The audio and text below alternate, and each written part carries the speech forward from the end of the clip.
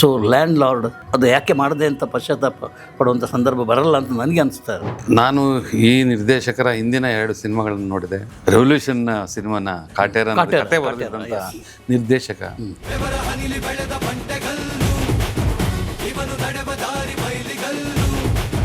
ಅಲ್ಲಪ್ಪ ನೀನು ಯಾರ ಹತ್ರ ಪ್ರಯತ್ನ ಮಾಡಿದ್ಯಾ, ಈ ಕತೆ ಹೇಳಿದ್ದೀರಾ, ದೊಡ್ಡ ದೊಡ್ಡವ್ರ ಹೆಸರುಗಳು ಹೇಳಿದ್ರು, ಮತ್ತೆ ಯಾಕೆ ಮಾಡಲಿಲ್ಲ ಸರ್? ಅವ್ರ ಬಡ್ಜೆಟ್ ಹೆವಿ ಆಗ್ತದೆ ಅಂತ ಹೇಳ್ತಾರೆ ಸರ್. ರಚಿತಾ ಮೇಡಮ್ಗೆ ಒಪ್ಸಿದ್ವಿ ಸರ್. ಏನಯ್ಯ ಈ ಗ್ಲಾಮರಸ್ಸು ಹೀರೋಯಿನು, ಈ ಒಂದು ಇದರಲ್ಲಿ ತಾಯಿ ಪಾತ್ರ ಬೇರೆ.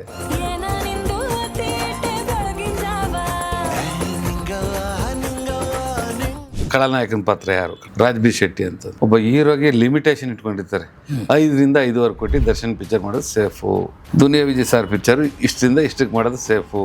ನಾವು ಹಿಂದಿನ ಪಿಕ್ಚರು ಸಾಲಗ, ಭೀಮಾ ಹಿಂಗೆಲ್ಲ ಕೇಳಿದ್ವಿ. ಅವತ್ತಿನ ದಿವಸ ಈತ ಕತೆ ಹೇಳಕ್ಕೆ ಬಂದು ನಮ್ಮ ಹತ್ರ 50,000 ಜೊಬಾಗಿರಲಿಲ್ಲ.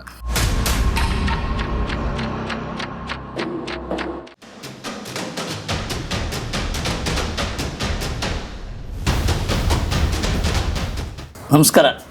Ganesh Kasaragod, beyond limits.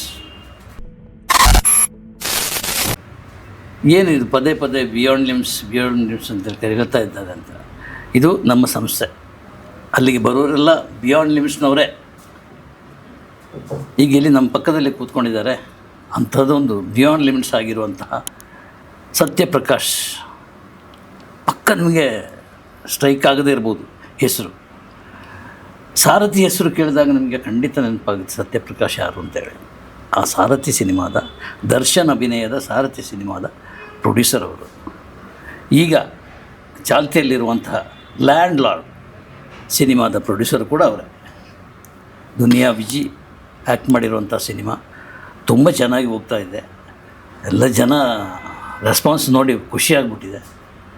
So ಅವ್ರ ಮಾತಾಡ್ಬಿಡೋಣ ಅಂತ ನಾನು ಕರೆದಿದ್ದೀನಿ. Sir, welcome sir. ನಮಸ್ತೆ ಸರ್. ನಮ್ಮ ಸಂಸ್ಥೆಗೆ ಸ್ವಾಗತ. ಬಿಯಾಂಡ್ ಲಿಮಿಟ್ಸ್ ಅಂತಲೇ ಹೇಳಿದ್ದೀನಿ.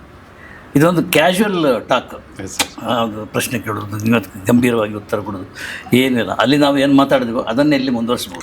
ಖಂಡಿತ ಸರ್. ಸರ್, ಅದು ತಪ್ಪು ಮಾಡಿದೆ ಅಂತ ಅನ್ನಿಸ್ತಾ ಈ ಸಿನಿಮಾಕ್ಕೆ ಸಂಬಂಧಪಟ್ಟು? ಇಲ್ಲ ಸರ್, ನನಗೆ ಯಾವುದೇ ಒಂದು ಅಳಕಿಲ್ಲ, ಪಶ್ಚಾತ್ತಾಪ ಇಲ್ಲ. ಖುಷಿ ಆಗುತ್ತೆ ಸರ್. ಖಂಡಿತವಾಗಿ. ಹೇಗೆ ಹೋಗ್ತಾ ಇದೆ?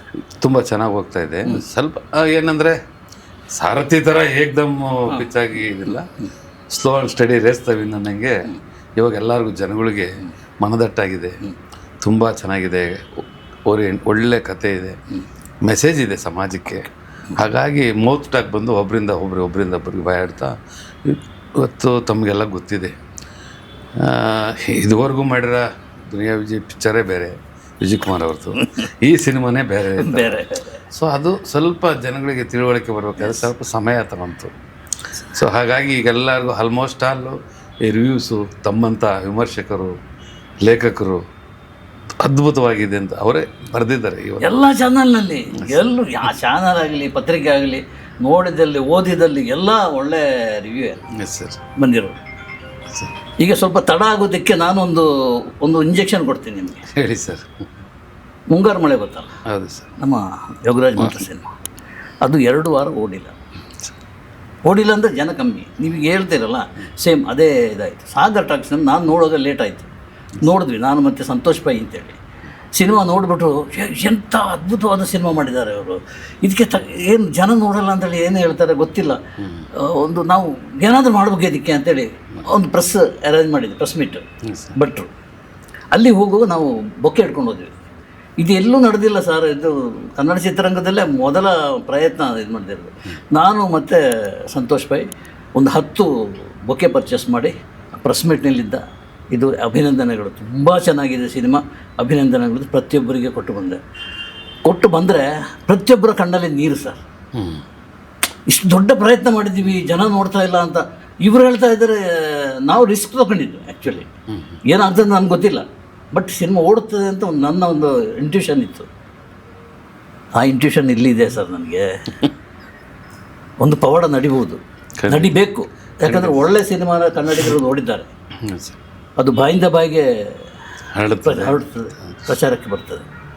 ಸೊ ಲ್ಯಾಂಡ್ ಲಾರ್ಡ್ ಯಾವ ಕಾರಣಕ್ಕೂ ನಿಮಗೆ ಅದು ಯಾಕೆ ಮಾಡಿದೆ ಅಂತ ಪಶ್ಚಾತ್ತಾಪ ಪಡುವಂಥ ಸಂದರ್ಭ ಬರಲ್ಲ ಅಂತ ನನಗೆ ಅನಿಸ್ತಾ ಇರೋದು.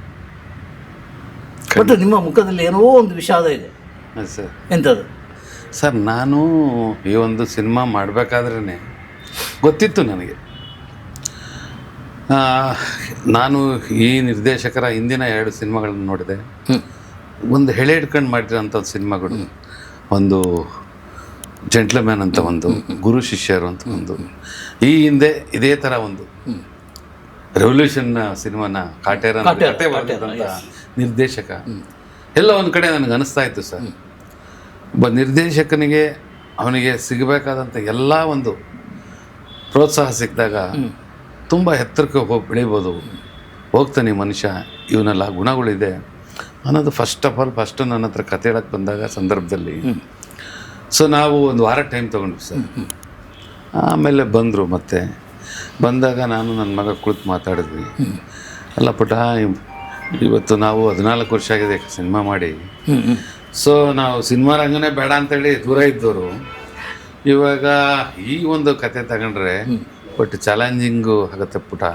ಜನ ಸ್ವೀಕಾರನೂ ಮಾಡ್ಬೋದು, ಮಾಡದೇ ಇರ್ಬೋದು, ಬಟ್ ಧೈರ್ಯ ಮಾಡಬೇಕಾಗುತ್ತೆ ಅಂತ ಹಿಂಗೆ ಮಾತಾಡ್ತಾ ನನ್ನ ಮಗ ಒಂದು ಮಾತಂದರು, ಅಪ್ಪ ನಾನೇ ನಿಮ್ಮನ್ನು ಸಿನಿಮಾ ಮಾಡಬೇಡ ಅಂತ ಹೇಳಿದ್ದೆ, ನನಗೂ ಇದು ತುಂಬ ಇಷ್ಟ ಆಯ್ತಪ್ಪ.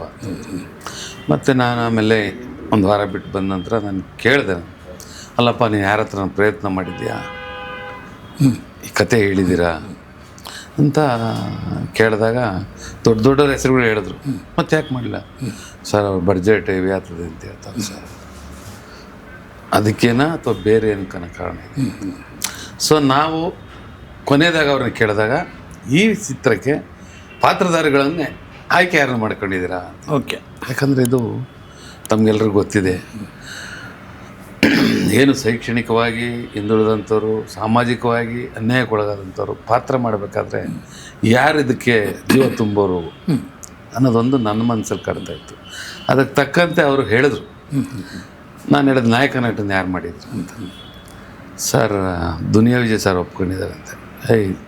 ಕತೆ ಹೇಳುವಾಗ ಎಲ್ಲ ಹಿಂಗೆ ಹೇಳ್ತೀರಾ, ಆಮೇಲೆ ಅವ್ರು ಒಪ್ಕೊಂಡಿದ್ದಾರಿಲ್ಲ ಅಂತ ಯಾವ ಗ್ಯಾರಂಟಿ ಅಂತ ಒಂದು ಮೊದಲನೇದಾಗಿ ನನಗೆ ಓಕೆ ಅನಿಸ್ತು. ಎರಡನೇದು ನಾಯಕ ನಟಿನಾಗಿ ಯಾರು ಅಂತ. ಸರ್ ರಚಿತಾ ಮೇಡಮ್ಗೆ ಒಪ್ಸಿದ್ದೀವಿ ಸರ್ ಅಂತ. ಏನಯ್ಯ ಈ ಗ್ಲಾಮರಸ್ಸು ಹೀರೋಯಿನು, ಈ ಒಂದು ಇದರಲ್ಲಿ ತಾಯಿ ಪಾತ್ರ ಬೇರೆ, ನಮ್ಮ ಅತ್ತಿಗೆ ಊರ ಕಡೆ ಕಳ್ಳಿ ಮಾರ್ಕಿನ ಸೀಡೆ ಹುಡೋರು, ಆ ಥರ ಒಂದು ಮೇಕಪ್ಪು ಬಟ್ಟಿಕೊಂಡು ಮಾಡಬೇಕು, ಖಂಡಿತವಾಗ್ಲೂ ಒಪ್ತಾರೆ. ಇಲ್ಲ ಸರ್ ಚಾಲೆಂಜಿಂಗ್ ಪಾತ್ರ ಅವರೇ ಹೇಳಿದ್ದಾರೆ, ನನಗೆ ತುಂಬ ಇಷ್ಟ, ನಾನು ಬೇರೆಯವ್ರನ್ನ ಕೇಳಿದ್ದೀನಿ, ಇಂಥ ಒಂದು ಪಾತ್ರ ಮಾಡಬೇಕು, ಒಂದೇ ಥರ ಮಾಡೋದಲ್ಲ, ವಿಭಿನ್ನವಾದ ಪಾತ್ರ ಮಾಡಿದಾಗ ನನ್ನ ಟ್ಯಾಲೆಂಟನ್ನು ತೋರಿಸ್ದಂಗೆ ಆಗ್ತದೆ ಅಂತ ಹೇಳಿ ಅವರು ಒಂದು ಚಾಲೆಂಜಿಗೆ ತಗೊಂಡು ಸರಿ ಆಯಿತು. ನಾನು ಆಮೇಲೆ ಖಳನಾಯಕನ ಪಾತ್ರ ಯಾರು, ಖಳನಾಯಕ ಅನ್ನೋದಕ್ಕಿಂತ ವಿರುದ್ಧವಾದ ಪಾತ್ರ, ರೋಲರ್ ಪಾತ್ರ ಯಾರು ಅಂತ. ಆವಾಗ ರಾಜ್ ಬಿ ಶೆಟ್ಟಿ ಅಂತಂದರು. ಸರ್ ನಾನು ಅವರ ಹಿಂದಿನ ಒಂದು ಎರಡು ಸಿನಿಮಾ, ಎರಡು ಟೋಬಿನೂ ಸೇರಿ 3 ಸಿನಿಮಾ ನೋಡಿದೆ. ಮಲಯಾಳಮಲ್ಲಿ ಒಂದು ಬಂದಾಗ ಅವರ ಒಂದು ವಿಲ್ಲನ್ ಪಾತ್ರ ನೋಡಿದ್ದೆ. ಇದಕ್ಕಿನ್ನ ಹಿಂದಿನ ಪಾತ್ರ ಟೋಬಿ ಸ್ವಲ್ಪ ಹಿನ್ನಡೆ ಆಯಿತು, ಗರುಡ ಗಮನ ಋಷಭವಾಹನ ಅಂತೇಳಿ.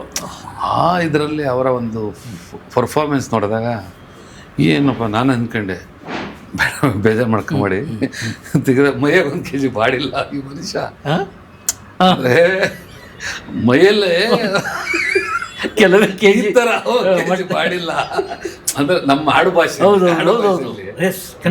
ಈ ಥರ ಅವರೇ ಹೇಳ್ಕೊಡ್ತಾರೆ ತಲೆ ಬಗ್ಗೆ ಮೈ ಬಗ್ಗೆ. ನಾನು ಅವಾಗ ಏನು ಅವ್ರ ಮುಖದಲ್ಲಿ ಬರೀ ಸರ್ ಸೆಟ್ಟಿಗೆ ಬಂದಾಗಲೂ ಅದೇ ಥರನೇ ತೋರಿಸಿಬಿಡಿ. ಆಮೇಲೆ ನಿಜವಾಗ್ಲೂ ನನಗೆ ಅವಾಗ ಅನ್ನಿಸ್ತು ಸರ್, ನಾನು ಇವ್ರಿಗೆ ಹೇಳಿದೆ, ನಮ್ಮ ಡೈರೆಕ್ಟ್ರಿ ನಿಜವಾಗ್ಲೂ ರಾಜಭೀಷ್ ಸರ್ ಅವರು ನನಗೂ ಗೊತ್ತಿತ್ತು, ಅವ್ರು ಯಾವುದೇ ಒಂದು ಪಾತ್ರ ಒಪ್ಕೊಬೇಕಾದ್ರೆ ಕತೆ ಕೇಳ್ತಾರೆ. ಸಾಮಾನ್ಯಕ್ಕೆ ಅವರು ದುಡ್ಡುಗೋಸ್ಕರ ಸಿನಿಮಾ ಮಾಡಲ್ಲ, ಅವ್ರು ಕತೆ ಓರಿಯೆಂಟೆಡ್ ಇದ್ದರೆ ಮಾತ್ರ ಅವ್ರು ಒಪ್ಕೊಂತಾರೆ ಅನ್ನಂಗಾಯ್ತು. ಸೊ ಅವ್ರ ತಕ್ಕ ಹೋದ್ವಿ, ಸೊ ವಿಜಯ್ ಸರ್ ತಕ್ಕ ಹೋದ್ವಿ, ರಚಿತಾ ಮೇಡಮ್ ಅಂತ ಹೋದ್ವಿ. ಓವರಲ್ಲಾಗಿ ನಮಗೆ ಒಂದೆಲ್ಲೋ ಒಂದು ಕಡೆ ಫಸ್ಟ್ ಕಾನ್ಫಿಡೆನ್ಸ್ ಬಂತು. ಆವಾಗ ನಾನು ನಿರ್ದೇಶಕರು ಒಂದು ಮಾತು ಹೇಳಿದೆ, ಇದೆಲ್ಲ ಆದಮೇಲೆ ಆರ್ಟಿಸ್ಟ್ಗಳು ಎಷ್ಟು ಬಡ್ಜೆಟ್ಟು ಅಂತ. ಸರ್ ಅವರು ನನಗೆ ಹೇಳಿದ್ರು, ಓವರಾಲ್ ಒಂದು 25 ಒಳಗಡೆ ಆಗ್ಬೋದು ಸರ್, 20 ರಿಂದ 22, 23 ಮತ್ತು ಬೇರೆ ಏನು ನೀನು ಹೇಳಿದ್ರೆ ಹೆಸರೆಲ್ಲ ಅವರೆಲ್ಲ ಜೋರಾಗಿರೋರೆ ಮಾಡ್ತಾರಲ್ಲಪ್ಪ ಅಂದರೆ, ಇಲ್ಲ ಸರ್, ಗಾಂಧಿನಗರದಲ್ಲಿ ಏನಾಗಿದೆ ಅಂದರೆ ಸರ್, ಅವತ್ತು ನಾನು ಹಿಂದೆ ದರ್ಶನ್ ಸಿನಿಮಾ ಮಾಡಿದಾಗಲೂ ಸಹ ಹೇಳೋದು, ಒಬ್ಬ ಹೀರೋಗೆ ಲಿಮಿಟೇಷನ್ ಇಟ್ಕೊಂಡಿರ್ತಾರೆ, 5ರಿಂದ 5.5 ಕೋಟಿ ದರ್ಶನ್ ಪಿಕ್ಚರ್ ಮಾಡೋದು safe, Duniya Vijay sir picture ಇಷ್ಟರಿಂದ ಇಷ್ಟಕ್ಕೆ ಮಾಡೋದು ಸೇಫು. ನನಗೆ 1000 ಜನ ಹೇಳಿದಾರೆ ಬಿಡಿ ಅದು. ಅದೆಲ್ಲ ಇಲ್ಲಿ ಕೇಳ್ಕೊಂಡ್ರೆ. ಸೊ ನಾನು ಅವ್ರಿಗೆ ಹೇಳಿದಾಗ, ನಾವು ಹಿಂದಿನ ಪಿಕ್ಚರು ಸಲಾಗ, ಭೀಮಾ ಹಿಂಗೆಲ್ಲ ಕೇಳಿದ್ವಿ. ಏನೇ ಕೇಳಿದ್ರು ಈತ ಇವಾಗ 20ರಿಂದ 22 ಅಂತಾನೆ. ನಾನು ಯಾಕಂದ್ರೆ ಸಾರಥಿಯಲ್ಲಿ ಅನುಭವಿಸಿದೆ ನಾನು. ಹೌದು, ಅದು ಹೇಗೆ ಜಂಪ್. ಚಂದ್ರಣ್ಣನವರು 5.5 ಕೋಟಿಗೆ ಅಂತ ನನ್ನ ಕರ್ಕೊಂಬಂದು, ಸತ್ಯಪ್ರಕಾಶ್ ನೀನು 1.5 ಕೋಟಿ, ನಂದು 1.5 ಕೋಟಿ, 2 ಕೋಟಿ ಸಾಲ ತಗೊಂಡು ಮಾಡೋಣ ಅನ್ನೋದು 14 ಕೋಟಿ ಆಗೋಯ್ತು. ಯಾವಾಗ ಅವ್ರು 7 ಕೋಟಿ 8 ಕೋಟಿ ದಾಡ್ತಿದ್ದಾಗಿದೆ ನೋಡಿ ಸರ್, ನೀವೇ ಮಾಡಂಗಿದ್ರು ಮಾಡ್ಕೊಳ್ಳಿ ಸತ್ಯಪ್ರಕಾಶ್ ಅಂದ್ಬಿಟ್ಟು. ದೊಡ್ಡವರು ಅವರು ನಮ್ಮ ದೊಡ್ಡ ಮಾವರೇ ಬಿಕಾಸ್ ಇವತ್ತು ಯಾಕೆ ಅವ್ರನ್ನ ಹೆಸರು ಹೇಳ್ತಾ ಇದ್ದೀನಿ ಅಂದರೆ, ನೀವೊಂದು ರಂಗಕ್ಕೆ ಬರೋ ಕಾರಣ ನಮ್ಮ ಭಾವರೇ ಚಂದ್ರಣ್ಣವರು. ನಾನು ಚಂದ್ರು, ಹೌದು, ನಮ್ಮ ಬ್ರದರ್ ಇಲ್ಲ, ಬೇರೆ ಎಲ್ಲ ನಮ್ಮ ದೊಡ್ಡ ಮಾವರ ಬುಕ್ಕು. ಓಕೆ, ನಮ್ಮ KCN ಗೌಡ್ರ ಮಿಸ್ಸಸ್ ತಂಗಿ ಮಗಳೇ ನನ್ನ ಮದುವೆ ಆಗಿರೋದು. ಸೊ ಹಾಗಾಗಿ ನನಗೆ ಆ ಒಂದು ಇದರಲ್ಲಿ ಅನುಭವ ಆಗಿತ್ತಲ್ಲ. ಅವಾಗ ನನ್ನ ಮಗನಿಗೆ ಹೇಳಿದೆ, ಪಾಪು ಡೈರೆಕ್ಟ್ರ್ ಇವಾಗ ಹೇಳ್ತಾರೆ ಶುರು ಮಾಡತ್ತಾಗ ಹಿಂಗೆ, ಶುರು ಆದ್ಮೇಲೆ ಬೇರೆ ಥರ ಆಗ್ಬಿಡುತ್ತೆ. ಈಗ ಮಧ್ಯದಲ್ಲಿ ಒಂದು ಬ್ರೇಕ್ ಬೇಕಂದ್ರೆ, ಮಗ ಹೆಸರೇನು ಮಗಂದು? ಆ್ಯಕ್ಚುಲಿ ನಾನು ಸ್ಕೂಲಲ್ಲಿ ಅವ್ರಿಗೆ ಕೊಟ್ಟಿದ್ದು ಸೂರಜ್ ಗೌಡ ಅಂತ, ಸೂರಜ್ ಅಂತ.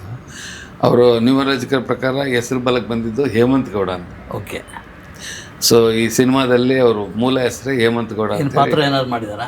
ನಾನು ಮಾಡಿದ್ದೀನಿ, ಅವ್ರು ಮಾಡಿಲ್ಲ. ಅಪ್ಪ ಯಾರೋ ಬಂದಿರಲಿಲ್ಲ. ಓಕೆ, ಇದಕ್ಕೆ ನನ್ನ ಪಾತ್ರ. Okay okay.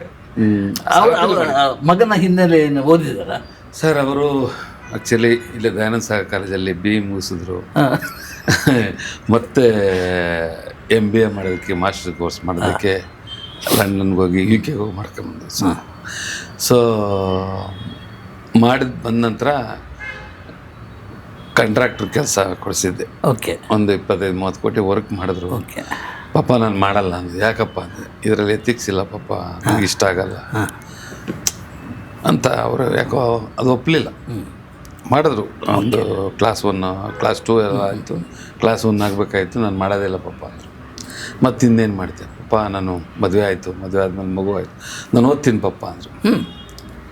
IAS ಸ್ಟಡಿ ಏನು ಮಾಡ್ತೀಯಪ್ಪ? ನಾನು IAS ಅದೇ UPSC ಎಕ್ಸಾಮ್ ತೊಗೊತೀನಿ, ದಯವಿಟ್ಟು ನನಗೆ 2 ವರ್ಷ ಏನು ಕೇಳಬೇಡಿ ಅಂತ. ಅದಕ್ಕೆ ಈ ಸೈಜ್ ಬಂದಿರೋದು ಮಗ. ಸೊ ಕೂತಿದ್ದೆ ಸರ್ 2 ವರ್ಷ. ಬಿಕಾಸ್ ನಂದೇನೆಂದರೆ, ಗ್ರಾಮೀಣ ಪ್ರದೇಶದಿಂದಾಗಿದ್ರೆ ಆಗಿಬಿಟ್ಟಿರೋದು. ನಾನು ಇನ್ಕಮ್ ಟ್ಯಾಕ್ಸ್ ಪೇಯರು, ಸಿಟಿ ಕೋಟ. ಅವನಿಗೆ ಪ್ರಿಲಿಮಿನರಿ ಆಯಿತು, ಫೈನಲ್ ಇದಾಗಲಿಲ್ಲ. ಸೊ ಹಾಗಾಗಿ ಅದನ್ನು ಬಿಟ್ಟಾಯಿತು. ಈಗ ಮತ್ತೇನು ಮಾಡಬೇಕು, ಆಯ್ಕೆ ಇದೆ, ಕತೆ ಬಂತು. ಅವರು ಆತನೇ ನನಗೆ ಫೋರ್ಸ್ ಮಾಡಿ ಮಾಡೋಣ ಪಾಪ, ಇದಕ್ಕಾದ್ರೂ ನನಗೆ, ನಾನೇ ಬೇಡ ಅಂತೇಳಿ. ಓಕೆ ಓಕೆ, ಮಾಡೋಣ ಅಂತ ಹೇಳಿದ್ರು ಸರ್. ಎಸ್. ಅವಾಗ ಆಯ್ಕೆ ಮಾಡ್ಕೊಂಡ್ವಿ.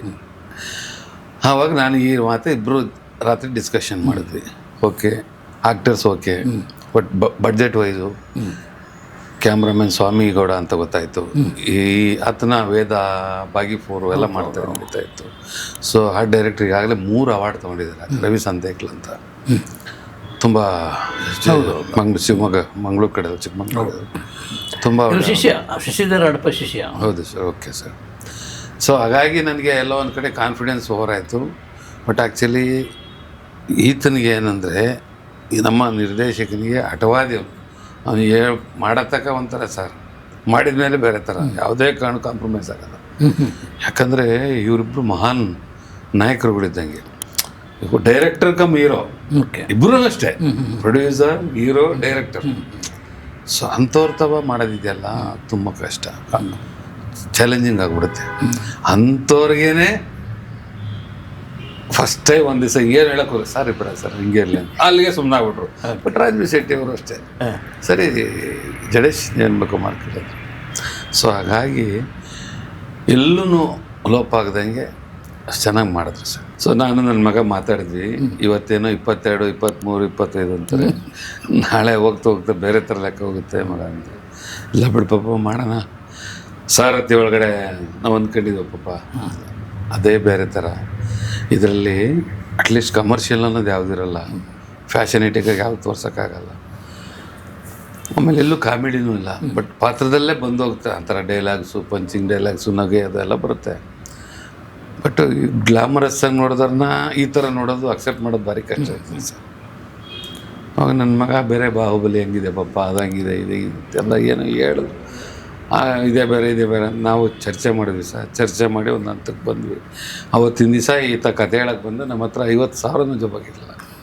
ವಿ ಆರ್ ನಾಟ್ ರೆಡಿ, ನಾವು ಪ್ರಿಪೇರ್ ಆಗಿರಲಿಲ್ಲ. ನಾವು ಸಿನಿಮಾ ಮಾಡಬೇಕು ಅನ್ನೋದು ಯಾವುದೇ ಒಂದು ಇದಿರಲಿಲ್ಲ ನಮ್ಮಲ್ಲಿ, ಯೋಚನೆ ಕೂಡ ಇರಲಿಲ್ಲ.